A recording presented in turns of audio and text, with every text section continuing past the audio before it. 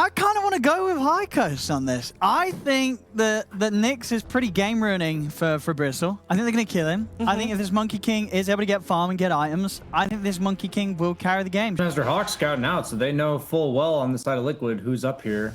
Yeah, they're going to try and go for the shards. They do manage to catch Chesty in it. Follow up with a magic missile. They're trying to bring down Chesty as quick as possible. Beautiful Impale's going to stall things out. But the imprisonment only lasts for so long. Chesty's still trying to get away, but Mickey is hot on his tail with the quills. He's going to need 2 or 3 more of them. Maybe with Taiga leading up that damage. See if this last quill is close enough. It's barely outside of the range, but the Ice Shards is going to be there. Chesty is nowhere really to run to. He popped a salve to try and stay alive, but in the end, Koifa is the one to claim that first blood, while Mickey is sacrificed in turn. As a result, though, it looks like, and I'm going to try really hard not to call them chicken fighters, High Coast will manage to get 2 bounty runes all the same.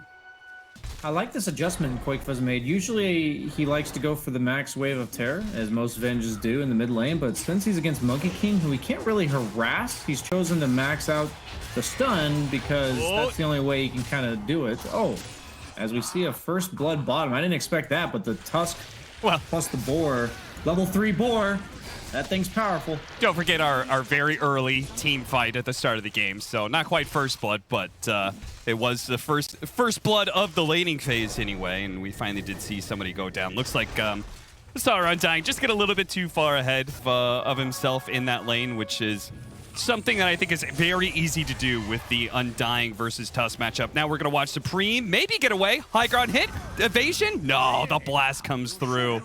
It was a good dodge, but ultimately Insania had a plan B if that hit didn't land. Rather than going for our carry. Mickey is going to try and secure the bounty runes. Era does have a stun, though, so should be able to get it. No big deal. He's going to be chased down, though. They're going to do a lot of damage to him. Charlie also going to be forced to back up as his Undying goes down. Era does indeed fall up at that top lane. No real chance for him to get away. He gives up his life, basically, to get that bounty rune. Which means that they're not doing anything else on the map. Coddle is doing his job by taking no experience and then also stacking. So it's like quadruple the efficiency because you're getting it out of lane and then you're also getting it out of jungle. Oh, turn around, prime the roar. Box immediately TPing out. Very smart. A snowball over the side is only going to delay his death, as Taiga is certainly going to be gone here. But still, they traded 1 for 1 and they forced rotations. I'm sure Liquid is still going to be happy with that exchange. Just a tad too late there as Quakefoot gets the arcane rune. Looks to be a bit in trouble, but Era's at least going to pay with his life. Yeah, Supreme turning his attention onto Boxy instead of going for Koifa here. Maybe just because he knows Koifa is pretty tanky to physical damage thanks to all that extra armor. And Supreme is getting kited around. Jesus. Oh, that magic missile just did so much damage. And now Zippe, he's going to die too. This boar, it's relentless and it's not letting him go anywhere. Koifa with the triple kill. Oh, they're going to get a quad? Venge is weak early. She is not weak later. And he is now at a triple kill, maybe an ultra kill? No. Yeah, Charlie does manage to get away because the Nyx is already back up. Yeah, that arcane rune value was insane. Yeah, Venge is one of the few heroes that he actually took time to talk to me about, which was like, it's really cool to hear his perspective on like the timings of the hero. He's pretty much like, yeah, you get nags and then you just run around. And if you die, you run around some more because your illusion moves 30% faster. Nice, picking him up halfway through the impale means Insania took no damage from that spell. And, well, nice and easy. Big rotation that catches 2 heroes and is going to force Supreme back. Yeah, they're making such good use of the Keeper of Light. If you look at their draft, it's just genius because as we see another Roar mid. Undying, I guess he's willing to tank it. The summons alone should probably just finish him off, yeah. Snowball, picking him up. Putting him right into an impale underneath the tier 1 tower with the OD ultimate there, as well as the boundless hit here from Supreme. Now Supreme's going to be focused down pretty quickly. He's healed up by Charlie. Maybe he can still turn this around. They do have the Vendetta hit onto the Bristleback, but ultimately does do enough to be able to bring down the Monkey King. There goes a lot of your damage, and there goes High Coast. Backing it up, backing away. Not wanting to continue that team fight. Not a bad exchange for High Coast, a 2 for 2 when they're down like this. So I think what Liquid does a really good job of is specifically recognizing these duos of heroes that work so well in tandem. One magic missile. You can throw another one pretty soon here, but he's actually getting imprisoned. Zibe is going to be able to get over to the side. The blast is going to bring him down, but he's like, hey, I'm good with that. Koifa's going to die, and High Coast. No. I was going to say, if they maybe can turn that into something, I was going to say it's pretty good, but... And then they say Mika. They see the wall that you were talking about, and they're like, nope, can't get over that. Unless something goes horrifically wrong, and one of those things going wrong is their triangle being taken over by this Bristleback. They're going to make the rotation, though, down to bottom lane, thanks to the relocate and Era setting up. This is kind of what the synergy of their draft had, which with a core IO mixed with the Nyx Assassin support, they could actually get really powerful global ganks off. Era trying to do everything he can to stop Liquid from rolling onto the High Coast side of the map. Better not summon a Hawk. Supreme, he's pumping his ultimate. He's going to let it out now. Goes straight for Boxy. See if they can chain stun him before the Primal Roar goes out, but they cannot. He gets a Force Staff out of the Wukong's command. Still gets off his Primal Roar. Does a nice job of retreating here. Koifa's going to be caught inside of this mess, though. He's going to turn and fight, though, because he still has his Aghanim Scepter to be able to rely on. He gets popped, gets brought down. They are going to be able to get a little bit more as the Dying Tombstone is just in a perfect spot there. Mickey is playing underneath it like he just doesn't give a damn, though. And it looks like he probably doesn't give a damn. As the last hit is still not there. Somebody, please, for the love of God, hit this Tombstone. They finally do, while Mickey is going to be stalled up by the Meteor Hammer with the imprisonment, while the Koifa Illusion is going to go for Supreme. Already brought him back to the doom of Taiga, who blocks him in with the shard as well. He's going to get an imprisonment save. His OD is doing a lot of damage. Box, he's getting popped in the end there, but it looks like they're going to lose their Monkey King. If they lose their Monkey King, again, there goes a lot of their damage. They're just on full retreat now, as Chessie will do what he can to stall them from running back, but ultimately he does respawn on the illusion. He does, but he's going to be back to full health and full mana, so Koifa is covered by Mickey in that regard. Uh-oh, they're going to relocate in. Maybe they will take advantage of this. Insania is here, though. They do have a few more seconds. He can maybe recall some people in. Meteor Hammer lands on Koifa's head. They're going to try and pop him real quickly. He managed to get the magic missile stun. He's down. Taiga is now up, maybe recalled by Insania. Is he really down? Chessie trying to get away, but he's going to be swapped back again. This illusion. They keep on killing the Vengeful Spirit at the start of these fights, but the illusion perseveres and has a huge impact in making sure that High Coast do not get away. Other than killing the Tombstone, because illusions do less damage to the tomb, that illusion is literally better than the actual hero. It's like he's just getting away with murder in the top lane. Like, you see how they're able to play 3 lanes? That's the power of the Liquid lineup, as now they can collapse on bottom with the Coddle recall. Yep, Mickey. Really good blast there from Insania, pushing Zibe up onto the high ground. They know Chessie's still here, too. Chessie did not have a TP, and I think they spotted that. They're going to go for the Meteor. That's not going to go off in time, though. Trapped underneath his Tier 2 tower. That is why sometimes this Tier 2 tower is better off just giving up. It's such a hard tower to defend. When the opponent team is pushing a Tier 2 with 4 or 5 heroes like this, you're also pressuring other lanes. But because Mickey was able to play top for so long, Io's just now getting to the Tier 2, and he's already forced to TP back, not even attempting to go for a trade. They're not missing out on any efficiency on the side of Liquid going for this push. Swap immediately breaking the tether. Supreme's going to get bursted down just like that. He's gone with no buyback. Tombstone is out on the side here. Mickey's going to deal with that Force Staff, gets him out of the Meteor Hammer stun just in case. Zibe very likely to die as the blast comes through from Insania to finish off the kill. They're going to buy back and try and take this 4 versus 5, but I'm not convinced they can deal with Mickey. And Koifa has not been shy about dying just to force a fight, since that is the power of the Aghanim Scepter. Really showing that with the last couple picks in this draft. The Venge Beastmaster, all about that 5-man.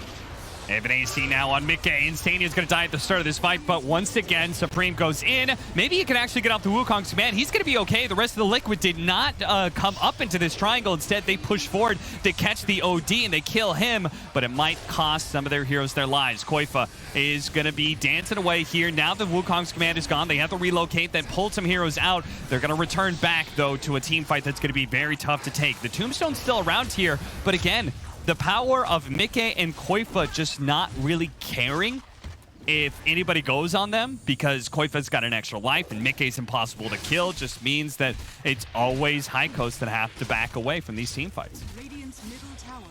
He's also got the 20 quill stack talent on Mickey. His damage output's insane. Swap again. Supreme underestimating the range that this level 3 swap gives you. And as we could see, Koifa is like, whatever. Died to a tier 3. I've got my illusion still here. Mission accomplished. Spell amp. Yeah, the HP regen that comes out as well. All very nice stuff. The imprisonment set up into the Wukong's command. Missed the impale though. Swap back also kills the Wukong command and ultimately kills the Monkey King. He doesn't like that one bit. Now he's going to be Primal Roared on the OD. Okay, buyback on the Monkey King, but no buyback available on the OD. And that's been their way of dealing with Mickey so often part of the time as they try to go for the hit from Era and Pale. Oh, jeez, he just got bursted so quickly. The shards blocks out Zibe, who drops a tombstone, but it's going to be all in vain as this team is very likely going to be wiped here. Mickey gets a little bit low. And Liquid once again going, okay, we don't necessarily have to force this. They'll lose Taiga on the way out, but they still have Koifa's illusion up. So basically, it's still 4-man up from Liquid. So all we need to do is find a way to relocate Mickey into the enemy fountain. Yeah. Okay. I'm down with that. Maybe we're going to be able to kill the Venge right away. Koifa, he's going to die. His illusion, put it on the imprisonment. Zibe, though, oh dear. Mickey's right on top of them. He gets the Abyssal Blade onto the OD, finishes off Zibe as well. Look over, and Supreme's dead just like that because of Boxy and all of his Necronomicons. The synergy of this Liquid lineup, man, it just looks so cool. I think when you look at the Radiant lineup, you see a lot of individual pieces that counter the individual pieces of the Liquid lineup, but I think the overall picture is just so much more well-rounded on the side of Liquid.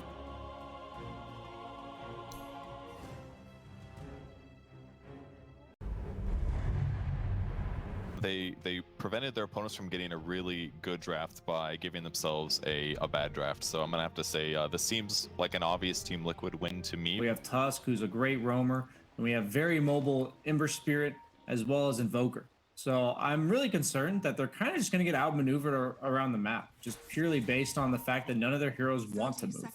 I love the production. They're like, okay, we noticed something about these Liquid games. We'll go to the casters, but real quick, we got to go into the game because Liquid, they did the same thing, just slightly different side of the map. They 5-manned over here and managed to catch Jesse with his pants down. As Koifa is level 3 now, that poison attack starts to add up a lot, doubles up in the damage, as it looks like he's going to go down on the 5-position Bristle.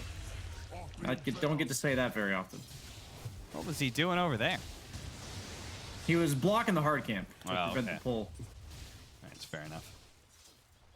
What is the kind of lane that deals with those very cancerous offlaners that just pressure you in lane? Hold up.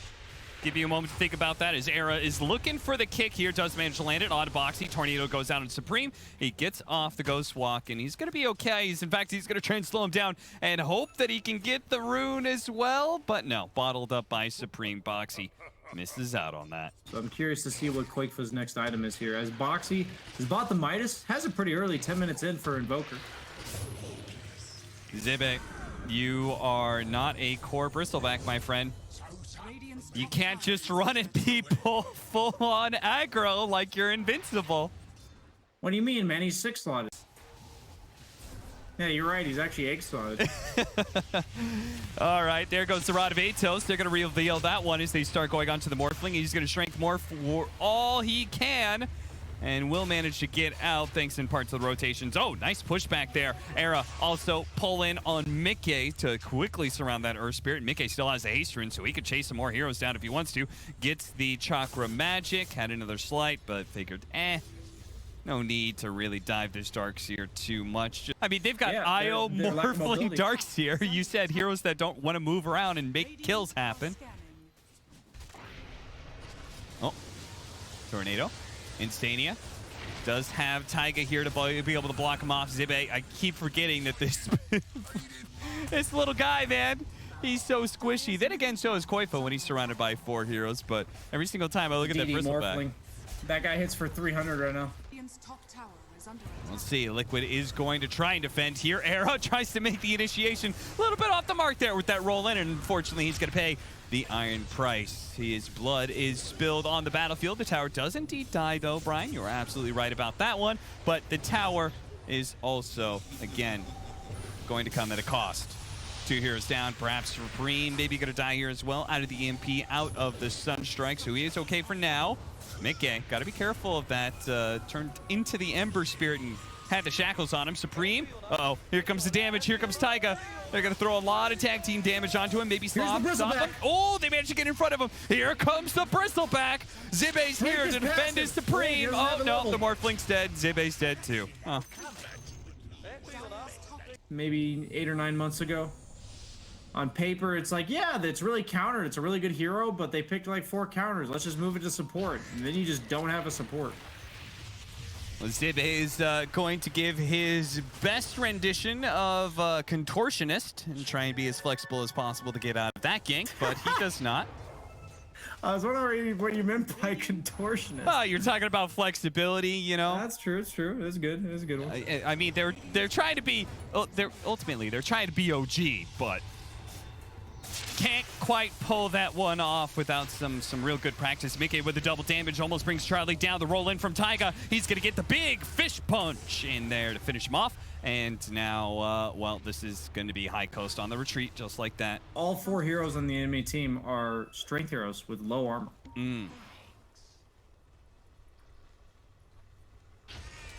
Taiga.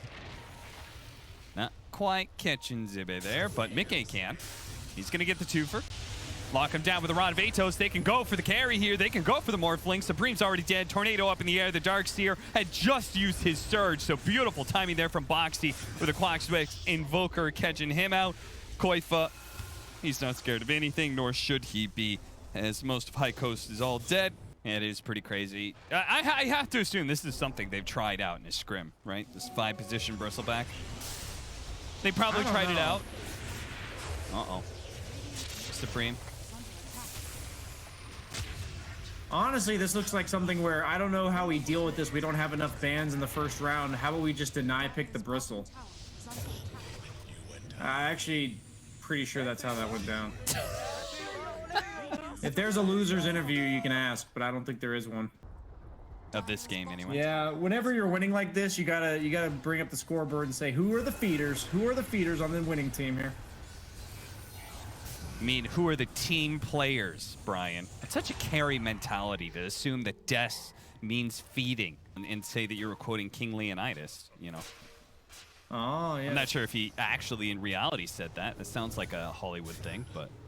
Sounds like something that'd be hard to disprove, so I could go with it. Yeah, absolutely. Chesty, oh dear, that's a BKB on Mickey. A BKB with a double damage. And I'm pretty sure those letters, all combined, BKB and DD, combined to say that High Coast is dead. Huh. I feel like there's no way those letters combine to say that, but... It's code, Brian. You wouldn't understand. Okay, fair enough. It's support talk. Yeah.